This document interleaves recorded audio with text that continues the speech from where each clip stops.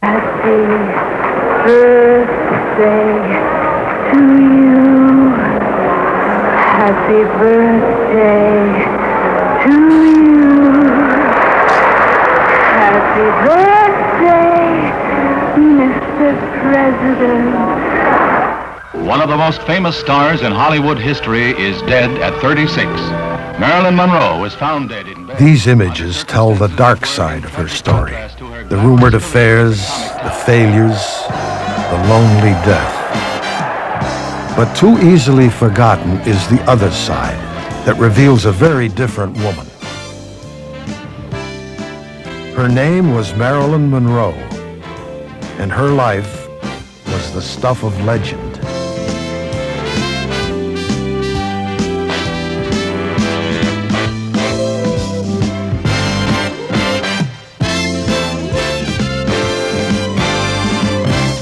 I think that she'll always be with us as long as we have pieces of celluloid that show her performances. And I think that, too, that she's embodied a spirit that was quite marvelous. In fact, she is the only one that 20-some-odd years after her death still sells books, magazines. So obviously, it indicates that there was something unique and special about her. What makes Marilyn Monroe? Why is she still a live member of our talk all the time? It has nothing to do with the scandal of her death. It's because she's the most talented motion picture actress alive in her day. Hollywood, the town where she was born. Even today, her presence is everywhere. Hollywood, where legends are made and worshipped. And even the most treasured among them can be defiled. What about her was so fascinating? At 16, she was just another young bride. One of her husband's friends was Robert Mitchum. When I first met Marilyn, she was Norma Jean Baker, Norma Jean Doherty, as a matter of fact, at that time. And I was working at Lockheed. Jim Doherty was my partner, and he had a picture of his bride. And she was very shy and very pleasant, very sweet. But she was not too comfortable around people, because I suppose her background hadn't prepared her for sort of easy sociality. Norma Jean Baker was born in 1926. Her mother was in and out of mental hospitals, and she was raised by strangers in an orphanage and 9 foster homes. She never knew her father. Though seldom alone, she was always lonely, dreaming of the day it would all be different. It was the roaring 20s, so escape for Norma Jean was readily at hand. The exploding world of the movies. Her mother had worked as a film cutter, putting together all those miles of celluloid, of comics, romantic heroes, and screen sirens. Her favorite was Jean Harlow. From early on, Norma Jean believed that even a nobody could one day become a star. And of course, I had no idea that she was going to turn out to be Marilyn Monroe and that everybody in the world would know her. The war abruptly ended Norma Jean's life as a suburban housewife. Jim Doherty joined the Merchant Marine, and Norma Jean felt abandoned once more. She took a job at a local factory where a photographer spotted her. The rest is history. It was in 1946, Mrs. Snively had a little agency. She called and she said, I have a girl, and I think she might be interesting. So I said, send her over. So a girl came in, nice, but nothing great. So I made some tests of her. From that time on, I used her for years. She had one bad front tooth, which I had fixed at my expense. Her hair was kinky, which someone else fixed. But she She was a very good model. I had her on easily 100 magazine covers. Her face and figure was well known long before she became Marilyn Monroe. She was convinced that she was not terribly pretty or sexy, really, you know. And as a matter of fact, she didn't have an aura of sexiness about her. But when she saw a camera, any camera, she lit up and was totally different. The moment the shot was over, she fell back into her not very interesting position.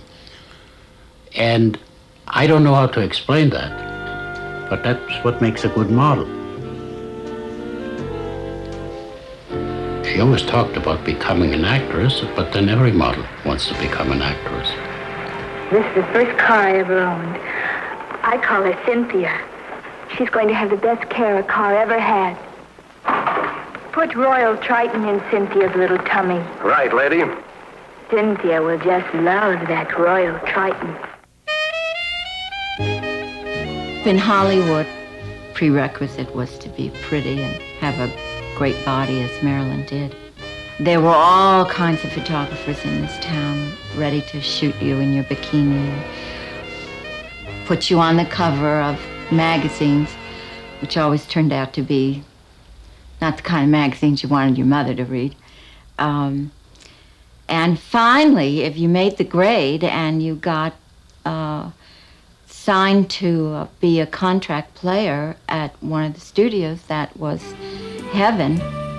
They hired you if you made a lot of publicity. They were really looking at what was highly saleable. Norma Jean's contract with 20th Century Fox came in 1947 after her divorce from Jim Doherty. Part of her new packaging was a change of name, Marilyn Monroe. When we were both very young and struggling, we used to sit in Schwab's drugstore and fantasize about the future. And both of us, along with having glorious careers and Oscars, of course, wanted the perfect husband with perfect children.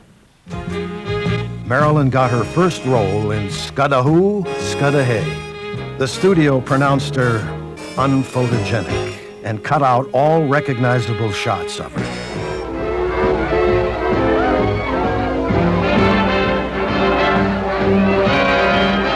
In the 1947 film Dangerous Years, she didn't wind up on the cutting room floor, but the impact of her appearance was negligible. 6 more all-day Sundays. Look, there's Evie. Hi, Evie. Hi, small change. Hey, wait, I got money tonight. Am I going to see you later? I'm not too tired. But Evie, I thought we had a date. Look, this tray weighs a ton. After only 2 films, Marilyn's contract was dropped. She first sang and danced the next year in Ladies of the Chorus for Columbia. She began working with an acting coach. It didn't help. Again, Marilyn was dropped. Marilyn had very little self-worth. She didn't trust that she could do something by herself. And so very early in her career, she began to get coaches. The drama coach, Natasha Lytess, came into her life because I'm sure that Marilyn thought that there was some magic in Natasha. She felt she needed someone to support her, to tell her what she was doing right, when she did, if she did something right. When we went to the Actors Lab, which was behind Schwab's, and I took classes there, she would sit when she was allowed to in back of the theater and watch. She watched great actors from the Group Theater in New York, but she didn't even think that she was good enough to take classes. Marilyn had a walk-on part in the 1950 Love Happy with the Marx Brothers, and she made the most of it.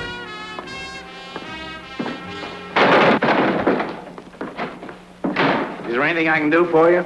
What a ridiculous statement. Mr. Grunion, I want you to help me. I have a little sand left. What seems to be the trouble? Some men are following me. Really? I can't understand why. That year, Clark Gordon, a classmate from the Actors Lab, was at the same audition as Marilyn. I went to read with her, and I realized that she was so nervous the script was shaking like a leaf. So I said, Marilyn, just grab my arm and hold on to it, and remember, with a microphone, you don't pay any attention to it. This is just a story about two young people sitting on the front porch deciding whether they're going to kiss each other. And she grabbed my arm and really sunk her fingernails into it. She was scared. And afterwards, in that wonderful, tremulous voice of hers, he said, "Oh, thank you so much. I don't know how I can ever thank you." And I said, "Well, let's go across the street and have a cup of coffee at Coffee Dan's." And she said that she had an opportunity to go out with Johnny Hyde on Tuesday night. And I said, "Listen, that's important. He's a big agent." I called Thursday morning, and evidently that night was the night that she decided to go up and live with Johnny Hyde. She had a talent to make people sorry for herself, and she exploited it to the very best of her ability. That was pretty good. Even people who have been around and around and around in Hollywood still fell for this help me pose. Her whole impulse was really one of wanting to protect her and wanting, I felt no sense of manipulation from her, no sense of anything except sheer terror. And I think it helped her a great deal to become a star, because everybody wanted to help her. She respected intellect. I was busy going out with handsome young movie stars. She was attracted, maybe father figures, but certainly older men who were very smart. Super agent Johnny Hyde prevailed on John Huston to audition Marilyn for a part in the 1950 Asphalt Jungle. It was her first major break. Since I'm going to be busy with a lot of cases, I thought you might like to take a trip. Where to? Oh, I don't know, the coast, Florida, anywhere you like. Could I, Uncle Lon? Anywhere? No fooling? Yes, I think a change of scenery might be good for you. Wait. You wait right here. I've got the most terrific idea.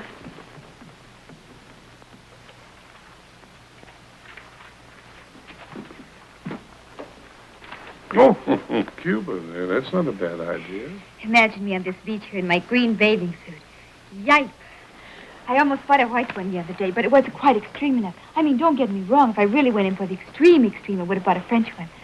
Run for your lives, girls, a fleet sense. Oh, Uncle Lon, am I excited? Yipe!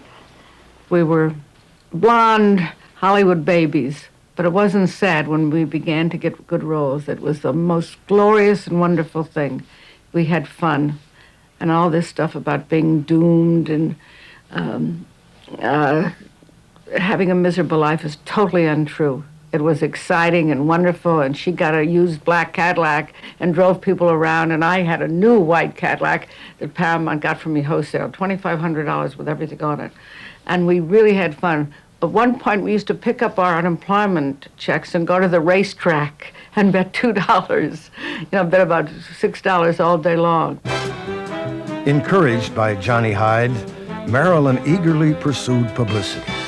She would be voted Miss Cheesecake of 1951.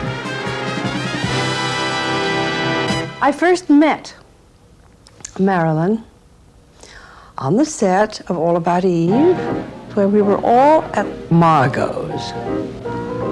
Fasten your seatbelts. It's going to be a bumpy night. I was very irritated at her, I must say, almost right away, because she kept us waiting almost an hour. And when she did arrive, she looked like this dear little sort of duckling of a girl with blonde hair and pretty figure and unawareness, really, of the demands that were made upon most of us all the time, to be on time, to know our lines, to be ready when we were called. So, but she seemed to be blithely unaware of this. And then she proceeded to, I remember the line about somebody saying she called the waiter at the party, and I believe George Sanders said, And that isn't a waiter, my dear, that's a butler. Well, I can't yell, "Oh, Butler," can I? Maybe somebody's name is Butler. It was interesting because she did it right. But I wondered whether she was playing herself or whether she knew how funny she was. You have a point. An idiotic one, but a point. I don't want to make trouble. All I want is a drink. Leave it to me. I'll get you one. Thank you, Mr. Fabian. Well done. I can see your career rising in the east like the sun. About the third day, Mr. Ratto said, "That girl is going to be big star." I said, "Why?" "Because she keeps everyone waiting." And he said, "No, she has a quality." Claudia, come here. You see that man? Well, I saw this soft, little vulnerable quality. Why do they always look like unhappy rabbits? Because that's what they are. I'll go and make him happy. But I didn't know how much will was behind it. I didn't know how much drive. Signing her second contract with 20th Century Fox, Marilyn was given a succession of dumb blonde roles. To each, she added something unique. Think of all the millions of people all over the world who loved and admired and worshipped her, really.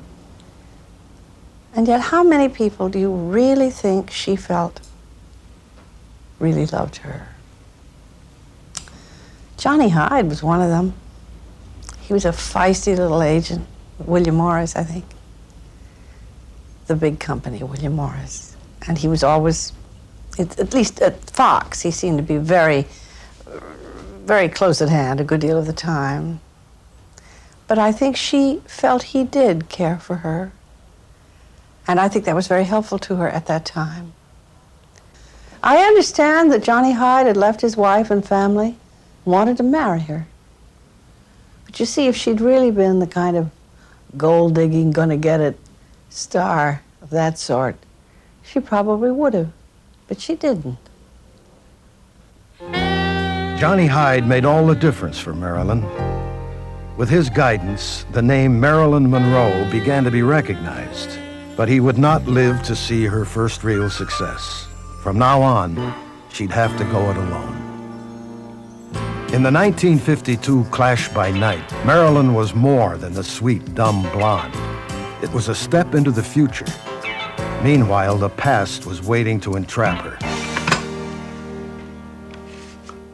I have a client who many years ago wanted a girl in a gold bathing suit for a calendar. We had to have it made especially, very short, which in 1946 or 47 was sensational. Well, let's see what we got. The first model that I used was Marilyn Monroe. Lovely. The calendar sold very well, so I have been using blondes in the same suit for the same client for 40 years now. Raise your head a little bit. And I asked her once, I want to take some nudes of her. And she said, no, she said, can't do that. And I said, why? She said, you're not married. So she went to another photographer who was married and did this famous nude. This photograph provoked a crisis of epic proportion. Studio heads considered delaying the opening of Clash by Night. Marilyn's explanation, she was broke and the job paid $50, gained her public sympathy, and audiences were soon trooping to see the film. Peg? Nay, look. Isn't it beautiful? A diamond. We had dinner last night, Joe and me. We had a fight, and we were never going to see each other again. At 11 o'clock, Joe came to the house and was going to kick the door down. I never thought I'd like a guy who pushed me around. Always take the man who'll kick the door down. Advice from Mama. When I was 14, I couldn't wait to get married. I was in a hurry to see the world. Don't see it too fast, little bee. Well, I gotta go. I just had to show you the ring. Peg, wait a second. I'll get Gloria dressed and come with you. I can't, honey. Joe's waiting. Diamonds make me punctual. Peg. Critics agreed that with Clash by Night, a genuine talent was revealed.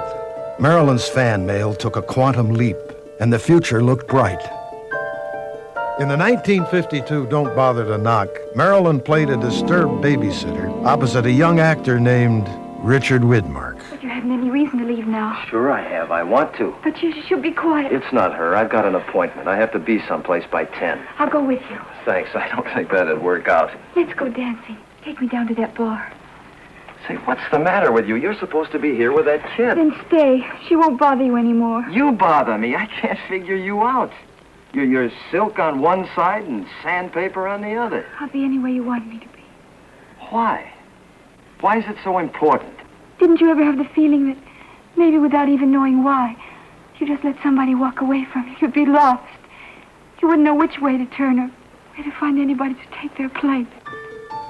Reviewers applauded Marilyn's performance, but audiences were surprised by the departure from her usual role. You stop it now, all of you! I should have known better. You're not cured. Don't you say that! Put that down. You're just like my folks. You want me put away again? Nonsense.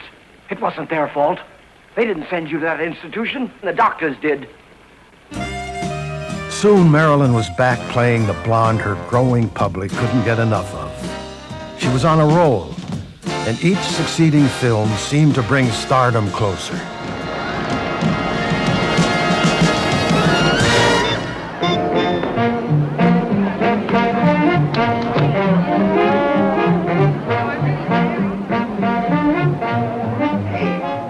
Get out the fire hose. In 1953, with Niagara, she was almost there.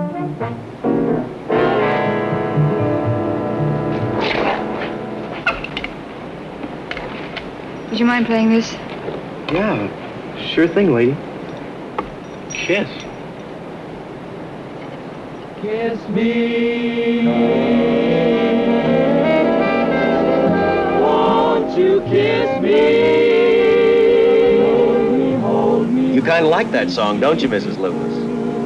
There isn't any other song. With all your heart protection. This is a moment of thrill. It was that same year with Gentlemen Prefer Blondes that the perfect blending of actress and role was finally achieved. Marilyn Monroe, the star, was born. A kiss of the hand may be quite continental, but diamonds are a girl's best friend. You don't want to marry my son for his money? I want to marry him for your money. A kiss may be grand, but it won't pay the rental on your humble flat or help you at the automat. May I kiss your hand? I always say a kiss on the hand might feel very good, but a diamond tiara lasts forever. Men grow cold as girls grow old, and we all lose our charms in the end. But square cut or pear shape, these rocks don't lose their shape. Diamonds are a girl's best friend. Tiffany's. I'd like to present to you the Look Achievement Award as the most outstanding feminine newcomer. Cartier. Best young box office personality. I present this citation, the most popular actress of the year. Thank you, Mr. Nichols. Thank you, Lauren. Thank you, Mr. Samuels. Black Star, Ross Gorham. Talk to me, Harry Winston. Tell me all about it. Don't you know that a man being rich is like a girl being pretty?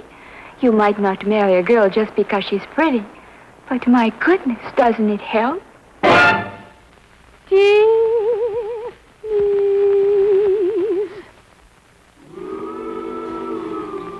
She thought that this whole lark of being a sex goddess or a glamour queen was just that. You know,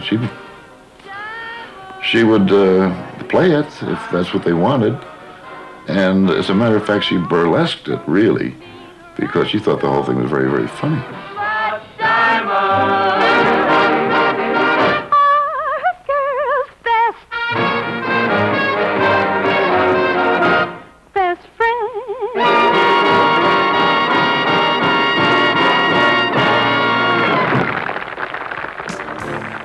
The rewards of stardom came pouring in. With Jane Russell, her co-star in Gentlemen Prefer Blondes, she took her first step toward Hollywood immortality. When the actress was seen in the company of Joe DiMaggio, the popular retired baseball player, her place in America's heart seemed secure. In 1953, Marilyn starred in How to Marry a Millionaire with Lauren Bacall and the then reigning sex goddess, Betty Grable. I would like to dispel much of the myth about Marilyn Monroe and talk about the person underneath the myth, the real person, the very dear girl that wanted so much to be a movie star. So much so that in all her spare time, she watched Betty Grable movies. That's what she did. And the result of that was, if you look now at a Betty Grable movie, you will see that Marilyn Monroe was giving an imitation. Did you see this fellow I'm with? I saw him. What's he look like? Very nice for a one-eyed man. Is that all he's got? What do you think he's got that patch on for? I didn't know it was a patch. I thought somebody might have belted him. But the strange thing was that even though she was giving an imitation, her real self came through. And that, of course, is what everyone has always reacted to. You're crazy. No? You look better with them on. I do? Gives your face a certain, mystery. No kidding. And distinction, a certain kind of, distinction. Well, what do you know about that? You're already a very good-looking girl, you know, if you don't mind my saying so. No, not at all. And the glasses, that particular type, gives your face a very interesting, difference. You don't think they make me look like an old maid? I've never seen anybody in my whole life that reminded me less of an old maid.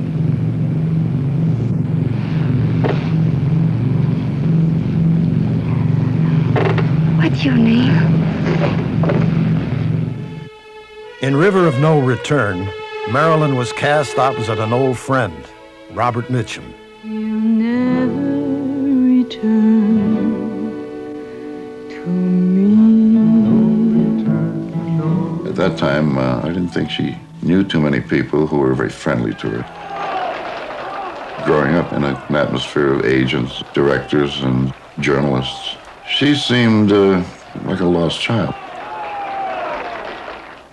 The whole thing, to her, I mean, her position in this atmosphere was like Alice in Wonderland. The whole thing was through the looking glass, and she could not believe that anybody was really very serious about her.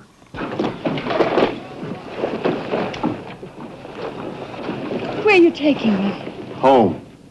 She was a very special girl, and she had an enormous feeling for, well, just for people. When we came back from Canada, and then they were doing close-up work of the stuff we did on the raft in the white water.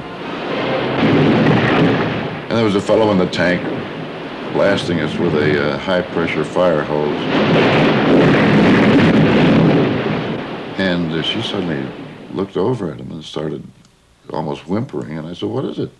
She said, "Look at him." She said, "He's freezing." She said, "He's turning blue." And I said, "Good luck to him." And he keeps hitting me with that 175-pound hose. Hit the rope!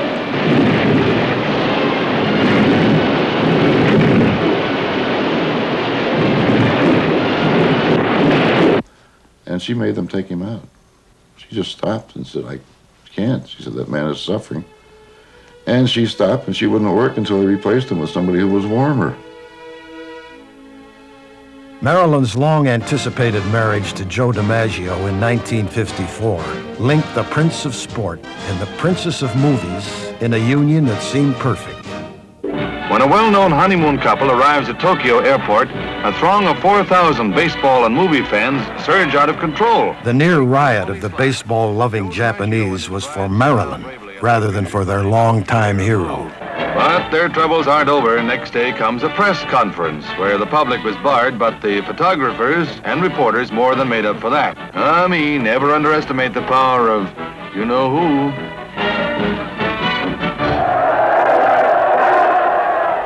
From Japan, Marilyn traveled alone to entertain American troops in Korea.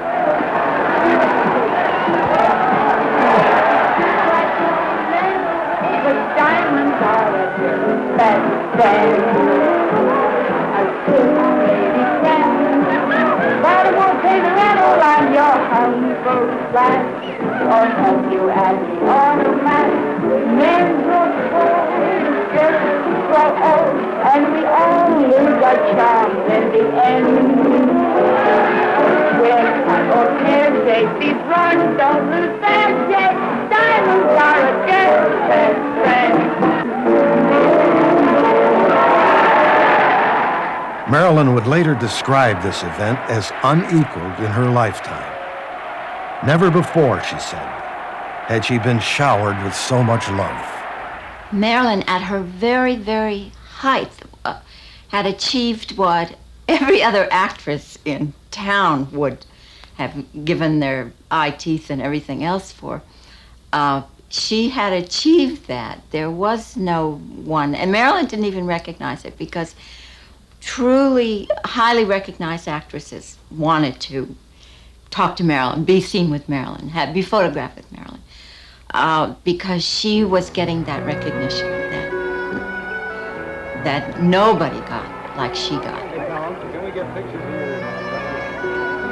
And yet there's so little happiness with that. Why? Because first you want attention, but when you get attention, then you want respect.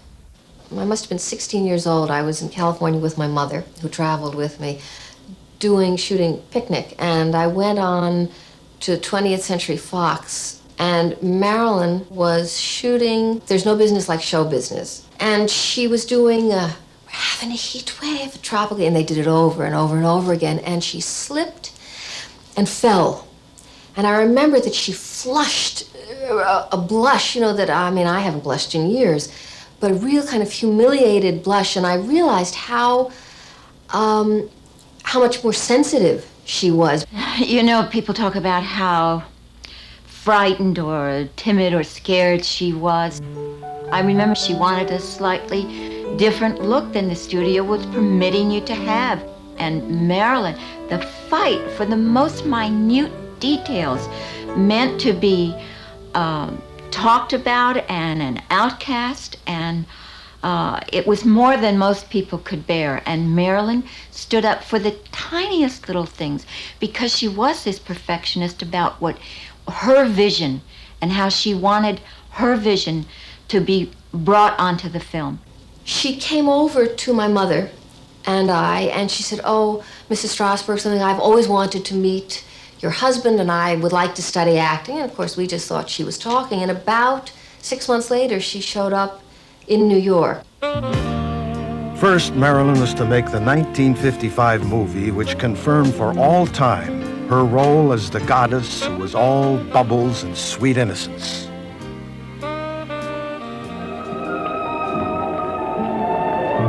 The 7-Year Itch. With this scene, the goddess created her own icon. Didn't you just love the picture? I did. But I just felt so sorry for the creature at the end. Sorry for the creature? Why'd you want him, to marry the girl? He was kind of scary looking, but he wasn't really all bad. I think he just craved a little affection, a sense of being loved and needed and wanted. That's a very interesting point of view. Oh, do you feel the breeze from the subway? Isn't it delicious? Marilyn's marriage to Joe DiMaggio had ended after only 9 months. But her fans were still caught up with the pleasures that her special brand of innocent sexuality could bring. She really felt she didn't have the inner qualifications to fulfill the image of the sex goddess. As a comedian, I think she was very comfortable. But she thought that the whole thing was a lie because it was not her. And so she tried to wrap it up, and she was going to New York, and she went to the actor's studio, and she wanted to find some firm ground. And they begged her to stay, and they offered her more money, and they offered her anything that she wanted. And then she turned it all down, and they said to her, well, what do you want? And she said, I just want to be wonderful.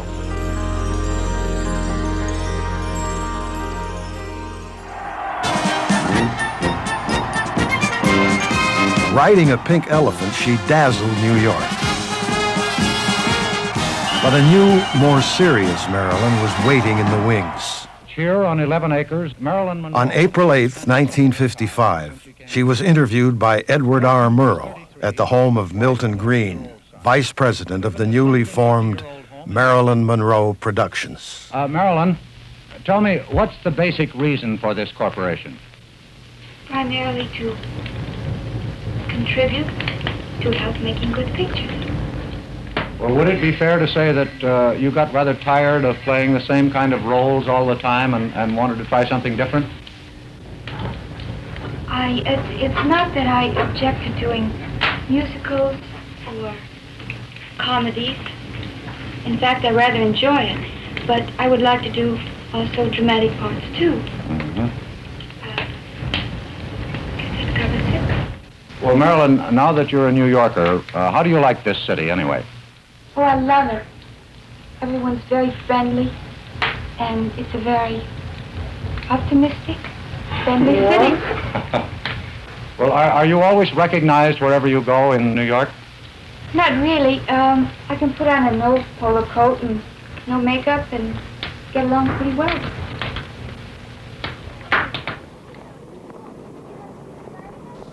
She had these two sides, and in a way I really liked the side of her that she didn't show to the public so much. The no makeup, the kind of the little girl. Interesting, not sexual, really. It was almost asexual in its quality. She was flirtatious and charming, but without that need to put on that other mask.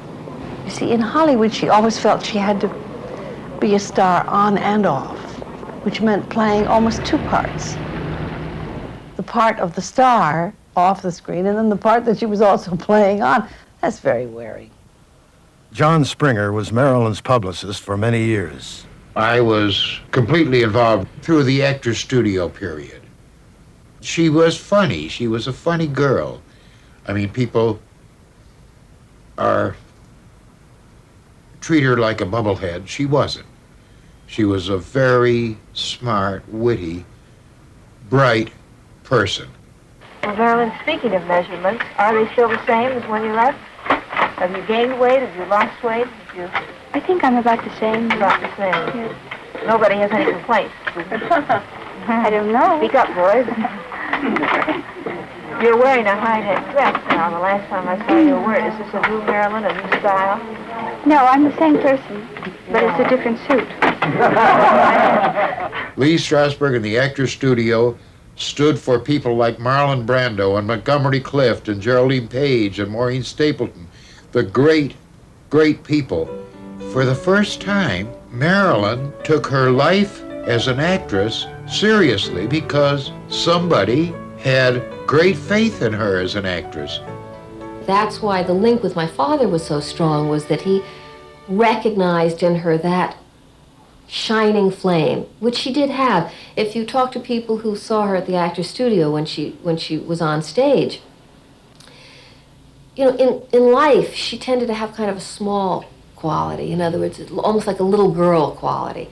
So that you wouldn't have imagined that on stage that light would kind of enlarge, but it did. She glowed on stage. Of course, they were fascinated with her. I don't think they'd ever had such a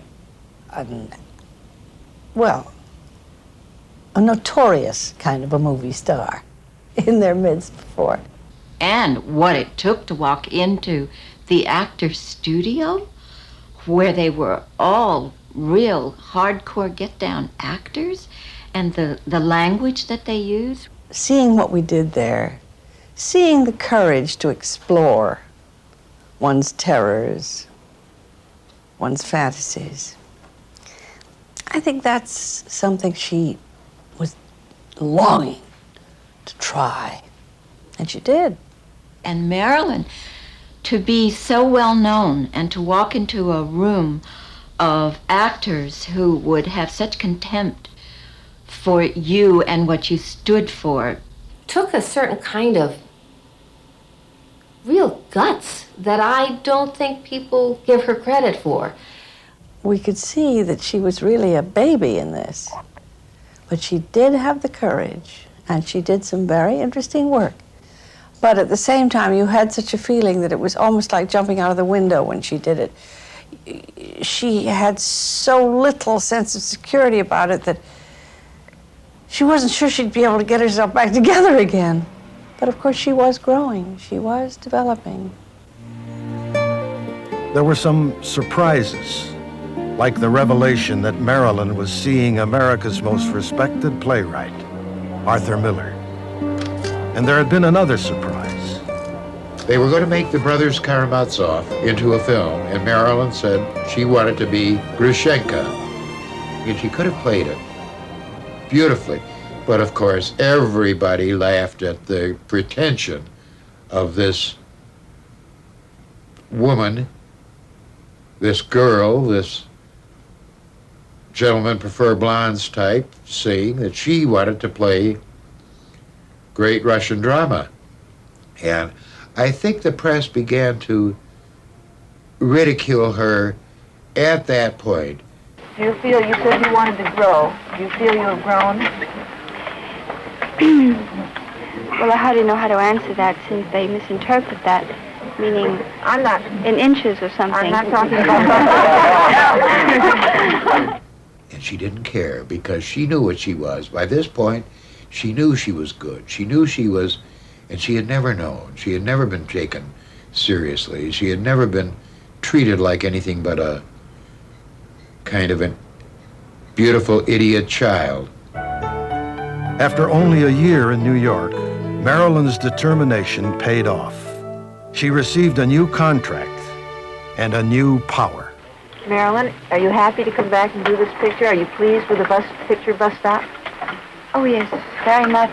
I'm looking forward to working with Josh Logan and doing the picture, and it's good to be back. Was he your selection as a director?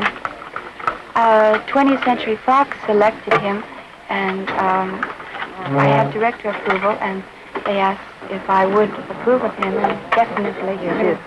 So you're very happy. You think you're going to make a very good picture. I hope it will be a good picture. Marilyn Monroe, I said, she can't act, can she? But I had only seen her in these funny, flashy movies where she sort of breathed hard and was very sexy. And Lee Strasberg said, well, she was the best actor outside of Marlon Brando that we had. And I said, she was? So I went back. I said, would you excuse me just a minute? I went back to the back of the house, and I called Hollywood and said, I'll do Bus Stop with Marilyn Monroe.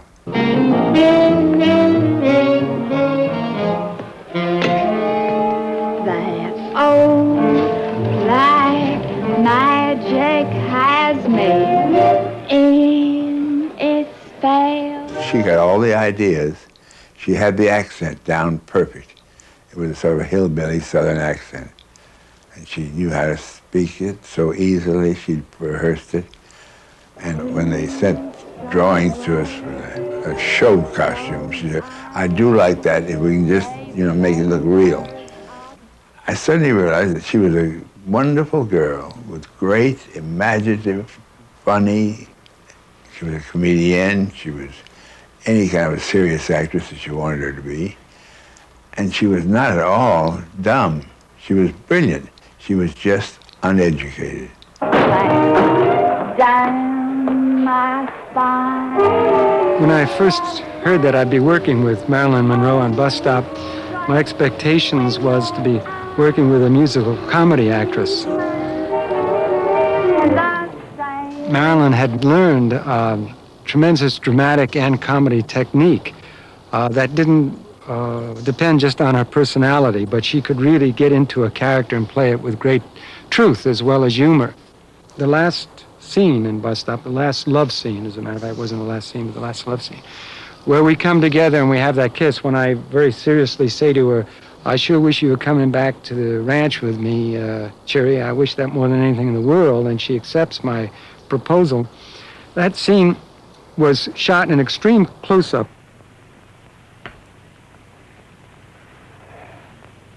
Well, I've been thinking about them other fellas, Cherry.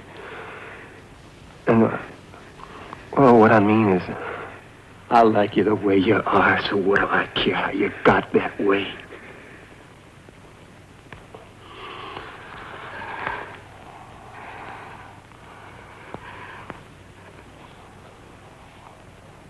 Oh, it's the sweetest, tenderest thing anyone ever said to me.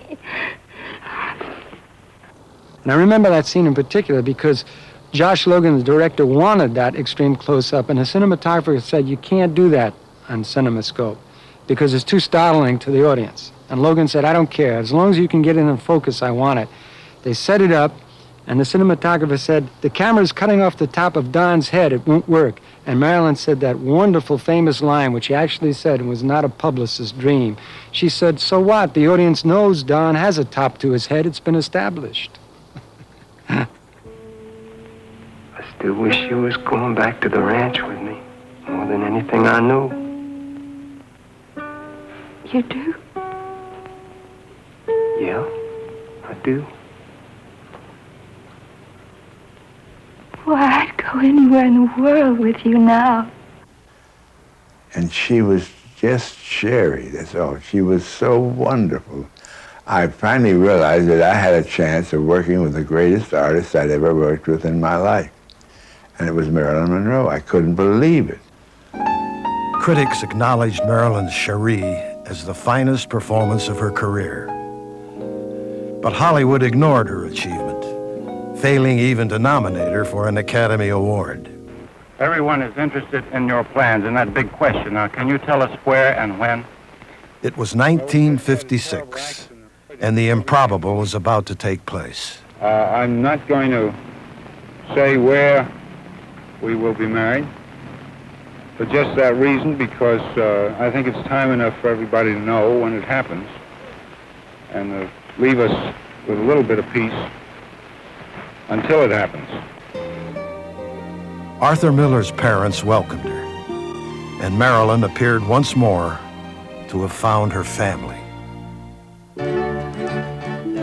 Just days after their marriage, Marilyn and her new husband left for England to begin her company's second production.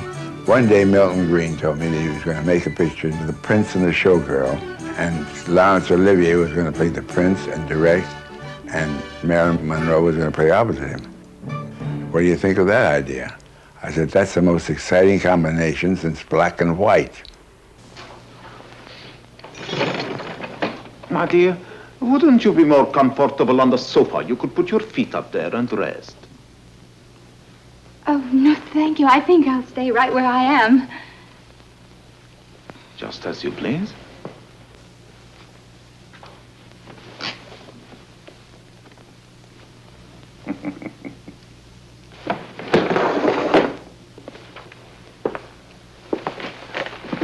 My dear, it was so good of you to come and see me here tonight. You said that before. Did I? That is a beautiful dress. You said that before, too. What does it matter? What are words? Where deeds can say so much more. That's just terrible. What is terrible? That performance of yours. Dear, I do not altogether understand you, Miss Marina. Oh, now, don't pull the Grand Duke with me. You made a pass and I turned it down. That's all that happened.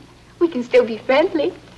Marilyn, now in her 30s, was hailed by critics as a superb comedienne. She would receive Italy's David Di Donatello Award as Best Foreign Actress of 1958, as well as the French Crystal Star. I would like to say that I'm fully confident that in the end my husband will win this case. Americans were again amazed. Marilyn Monroe was speaking out in support of her husband's refusal to name suspected communists before a congressional committee. Her courage only enhanced her role as beloved sex goddess. The acclaim for Marilyn's unique comedic talent reached its peak with her 1959 film, Some Like It Hot, and the goddess of sex was at her playful best.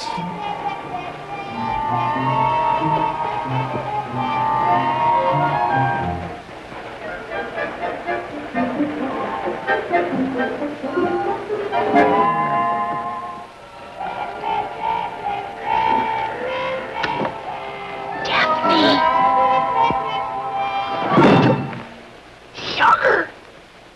I wanted to thank you for covering up for me. You're a real pal. I just thought that us girls should stick together. If it wasn't for you, they would have kicked me off the train. I'd be out in the middle of nowhere, sitting on my ukulele.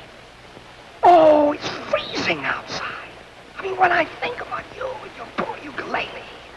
If there's ever anything I can do for you, I can think of a million things.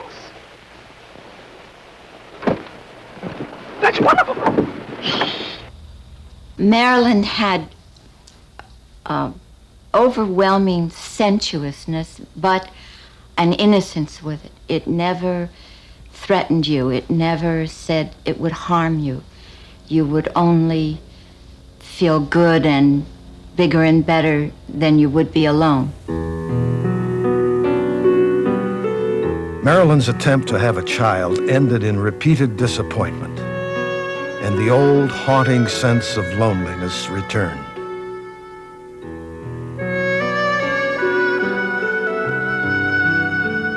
Marilyn was so pretty. She was the definitive example of the pretty, gorgeous, blonde.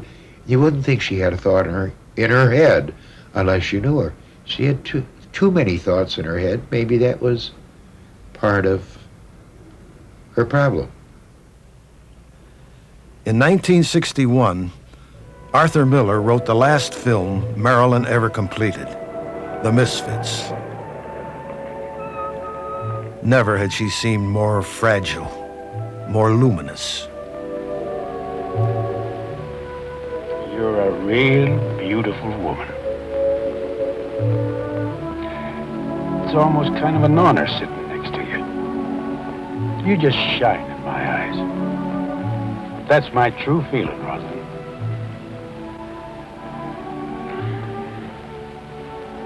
What makes you so sad? I think you're the saddest girl I ever met. First man never said that. I'm usually told how happy I am. That's because you make a man feel happy. I don't feel that way about you, Kay.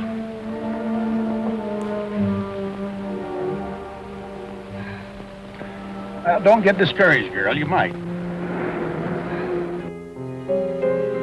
Even though her marriage was coming to an end and her precarious health had caused delays in production, Marilyn's performance was acknowledged as one of her most brilliant. Another blow came soon after filming was completed. Clark Gable, her co-star, and the man she had idolized since childhood, died of a massive heart attack. I remember taking her out of a hospital at one point, and all the police couldn't keep that mob of people that were trying to get to her back.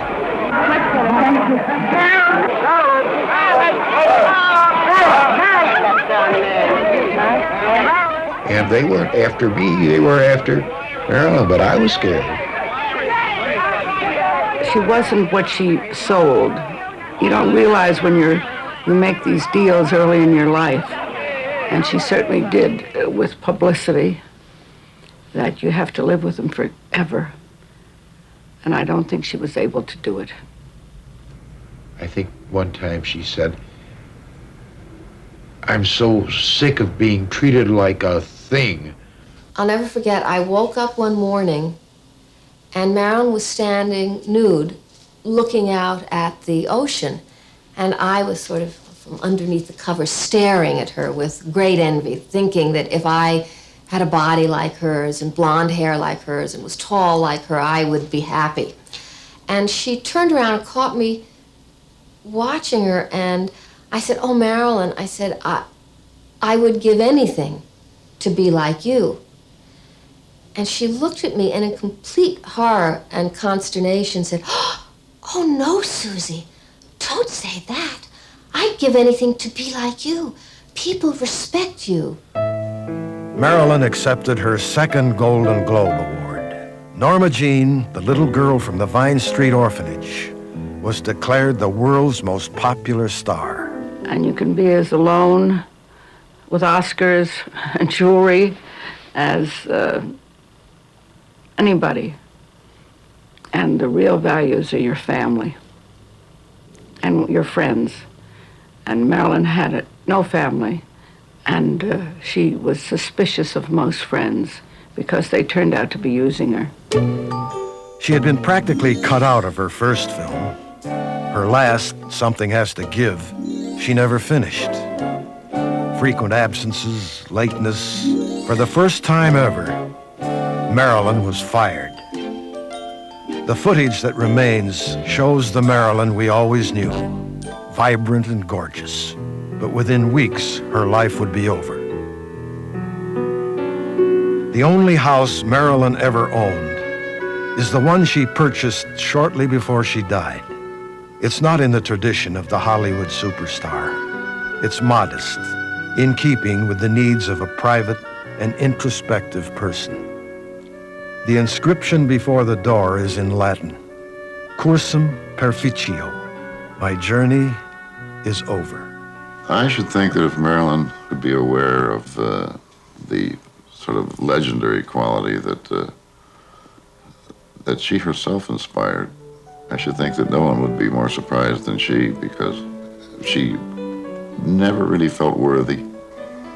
She would feel that after her years of search that she had been finally and truly adopted. There's never been anyone quite like Marilyn Monroe. She has elements that many other stars have. Of the people that I've been involved with, there's everyone from Judy Garland to Ingrid Bergman. Dreamy and soft and gentle would all be words that would personify what Marilyn was, and never ever would hurt you. You could hurt her, but she was not something that would ever threaten or hurt you. Even now, I watch people watching her films, and they become alive, and she had that quality, and she could project it. It was an earthy, just magic. That's why it's still there on the screen. Well, I remembered reading the lyrics that I got in Oscar Hammerstein's book, the wonderful lyrics he wrote about all the things you are. She is the angel glow that lights a star. She was an electric light. She turned on and acted. Marilyn kind of distilled what makes the most exciting women in the world exciting. Marilyn had it all.